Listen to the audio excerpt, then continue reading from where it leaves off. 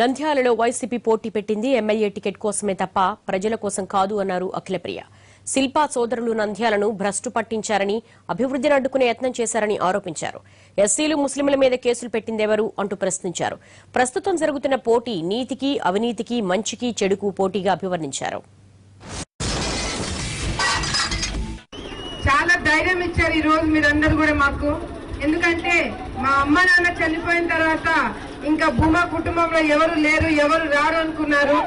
కానీ వాళ్ళకి తెలియని ఏంటంటే భూమా అంటే మేము మాత్రమే కాదు, భూమా అంటే మీరందరం సంగతి ఈ రోజు నిరూపించారు. పిచ్చే మీ ప్రేమ, అభిమానాలు, మీ ఆశీర్వాదాలు ఎన్ని జన్మలైనా కూడా మేము మర్చిపోమని కూడా మీరందరికి నేను తెలియజేసుకుంటున్నాను.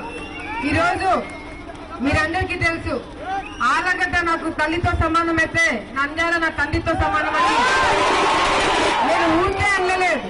ఎందుకంటే ఈ రోజు కుటుంబంలో పెద్దలు చనిపోతే ఎటువంటి సమస్యలు ఉంటాయని కూడా ఈ రోజు మేము కళ్ళారా చూడటం జరుగుతుంది. మా నాన్న మమ్మల్ని చాలా గాఢంగా పెంచినాడు, ఎక్కడ ఎటువంటి కష్టం లేకుండా. కానీ వాళ్ళు చనిపోయిన తర్వాత ఎన్ని కష్టాలు పడుతున్నామో మరి మాకే తెలుసు, మీరందరూ కూడా చూస్తున్నారు.